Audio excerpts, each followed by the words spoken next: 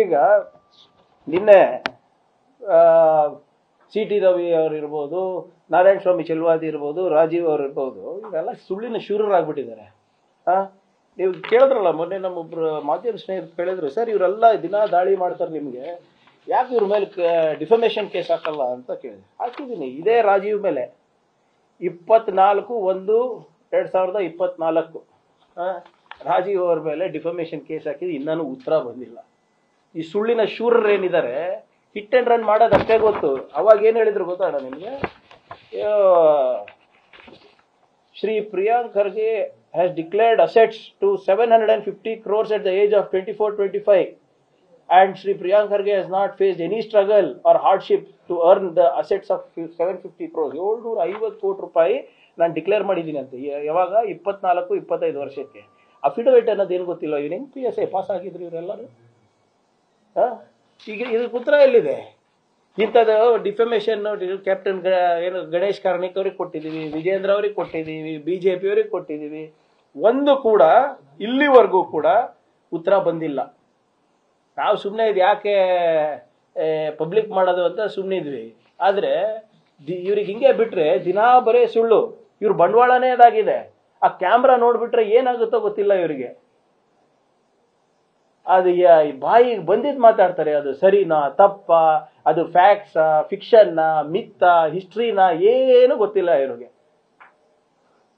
ಸುಮ್ಮನೆ ಬಹಳ ದೊಡ್ಡದಾಗಿ ಖರ್ಗೆ ಸಾಹೇಬ್ರ ಹೆಸರು ತಗೊಳೋದು, ಸಿದ್ದರಾಮಯ್ಯ ಅವರ ಹೆಸರು ತಗೊಳೋದು, DK ಅವರ ಹೆಸರು ತಗೊಳೋದು ಅಷ್ಟೇ.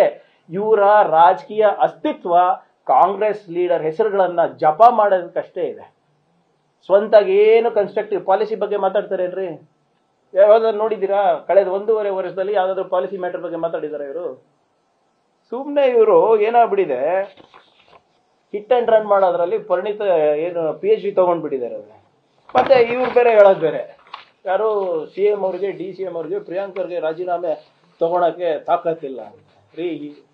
The prerogative of the cabinet is of the CM ಯಾರು ಬೇಕಾದ್ರೂ ಕ್ಯಾಬಿನೆಟ್ ನಲ್ಲಿ ಇಟ್ಕೊಳ್ತಾರೆ, ಹೈಕಮಾಂಡ್ ಜೊತೆ ಚರ್ಚೆ ಮಾಡಿ ಬಿಡೋರಿಗೆ ಬಿಡ್ತಾರೆ. ನಿಮ್ಗೇನ್ರಿ? ನಿಮ್ಮ ಕ್ಯಾಬಿನೆಟ್ ನಲ್ಲಿ ಯಾರೇ ಇರ್ಬೇಕು ಯಾರು ಇರಬಾರ್ದು ಅಂತ ನಾವು ತೀರ್ಮಾನ ಮಾಡೋದು? ನೀವು ತೀರ್ಮಾನ ಮಾಡ್ತೀರಾ? ಆಮೇಲೆ ನೀವು ಇನ್ನೆಲ್ಲ ತಾಕತ್ತು ದಮ್ಮು ಬಗ್ಗೆ ಮಾತಾಡಿದ್ರಲ್ಲ, ನಾನು ಒಂದು ನೇರವಾದಂಥ ಪ್ರಶ್ನೆ ಕೇಳ್ತೀನಿ. ನಾರಾಯಣ ಸ್ವಾಮಿ ಚೆಲುವಾದಿ ಅವರೇ, ವಿಜೇಂದ್ರ ಅವರೇ ಇತ್ಯಾದಿ ಅಂಡ್ ಗ್ಯಾಂಗ್ ಮೊನ್ನೆ ಕೋರ್ಟಿಗೆ ಮುನಿರತ್ನ ಅವರು ದೋಷಾರೋಪಣಾ ಪತ್ರ ಸಲ್ಲಿಕೆ ಆಗಿದೆ, ಚಾರ್ಜ್ ಶೀಟ್ ಸಲ್ಲಿಕೆ ಆಗಿದೆ. ನನ್ನ ರಾಜೀನಾಮೆ ಕೇಳೋ ತಾಕತ್ತಿರೋರು ನಿಮಗೆ, ನಿಮ್ಮ ಪಕ್ಷದಲ್ಲಿರುವಂತ MLAಗಳ ರಾಜೀನಾಮೆ ಕೇಳೋ ತಾಕತ್ ನಿಮ್ಗಿಲ್ವಾ? ಏನು ಅಷ್ಟೆದ್ರಕ್ಕೆ ಸರ್ ಮುನಿರತ್ನ ಅವ್ರು ಕಂಡ್ರೆ? ಏನು ಮಾಡಿದ್ರೆ ಏನು ಅಷ್ಟೇ ಭಯ ನಿಮಗೆ? ಇಲ್ಲಿ ನಿಮಗೂ HIV ಚೂಸ್ಬಿಡ್ತಾರಂತ? ಇಲ್ಲಿ ಇದು ದೋಷಾರೋಪಣೆ ಪಟ್ಟಿ ಮೊನ್ನೆ ಕೋರ್ಟಿಂದ ನಾವು ತರಿಸಿದ್ವಿ ಸರ್. ಇದು ಶುಲ್ಕ ಕಟ್ಟಿ ಬಹಳ ಇದು ಕಳ್ಸಿಕೊಡ್ತೀನಿ, ದಯವಿಟ್ಟು ಮಾಧ್ಯಮದ ಸ್ನೇಹಿತರು ನೋಡಬೇಕು. ಒಂದೇ ಒಂದು ಪ್ಯಾರ ಓದ್ಬಿಡ್ತೀನಿ ಕೊನೆಯದಾಗಿ.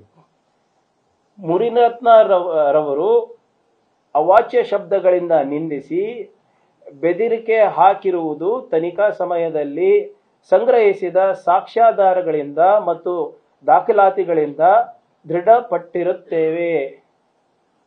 It is proved. ಆರೋಪಿಯು ಸಾಕ್ಷಿ 101 ರವರನ್ನು ಉದ್ದೇಶಿಸಿ ಜಾತಿ ನಿಂದನೆ ಮಾಡಿರುವ ಬಗ್ಗೆ ಸಾಕ್ಷಿ 04 ಚೆಲುವರಾಜು ರವರು ಸಂಗ್ರಹಿಸಿದ ಆರೋಪಿ ಮುನಿರತ್ನ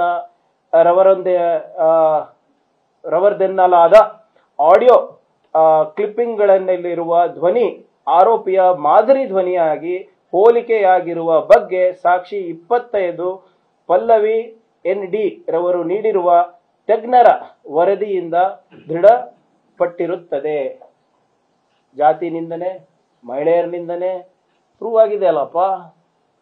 ನೋಟಿಸನ್ನ ಕೊಡ್ರಿ. ನಿಮ್ಗೆ ನಿಜವಾಗ್ಲೂ ತಾಕತ್ತು ದಮ್ಮು ಇದ್ರೆ ಫಸ್ಟ್ ಇಂಥವ್ರಿಗೆ ಪಾರ್ಟಿಯಿಂದ ತೆಗಿರಿ. ದಲಿತ ವಿರೋಧಿ, ಮಹಿಳಾ ವಿರೋಧಿ. ಅಶೋಕ್ ಅವರೇ ಒಕ್ಕಲಿಗರ ಹೆಣ್ಮಕ್ಳಿಗೂ ಬೈದಿದ್ದಾರೆ. ಏನ್ ಮಾಡ್ತಾ ಇದ್ದೀರಾ ನಿಮ್ಮ ಪಾರ್ಟಿನಲ್ಲಿ? ಬೇಟಿ ಬಚಾವ್ ಬೇಟಿ ಪಡಾವ್ ಅಂತ ಎಲ್ಲ ಹೇಳ್ತಿರಲ್ಲ. ಅದೇನು ಬರೀ ಮನ್ ಕಿ ಬಾತ್ಗೋಸ್ಕರನಾ?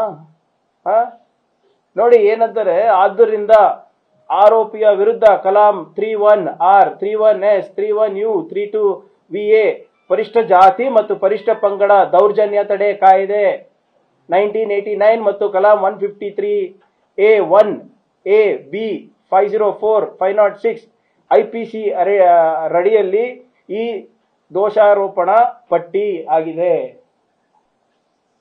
ಕೊಟ್ಟಿದ್ದಾರಲ್ರಿ, ಪರಿಷ್ಠ ಜಾತಿ ಮತ್ತು ಪರಿಷ್ಠ ಪಂಗಡ ದೌರ್ಜನ್ಯ ತಡೆ. ನಾರಾಯಣ ಸ್ವಾಮಿ ಅವರೇ, ಮಾತೆತ್ತಿದ್ರೆ ಸಮಾಜದ ಬಗ್ಗೆ ಹೇಳ್ತಿರಲ್ಲ, ಬಾಬಾ ಸಾಹೇಬ್ರ ಬಗ್ಗೆ ಹೇಳ್ತಿರಲ್ಲ, ಎಲ್ಲೋಯ್ತು ನಿಮ್ದು?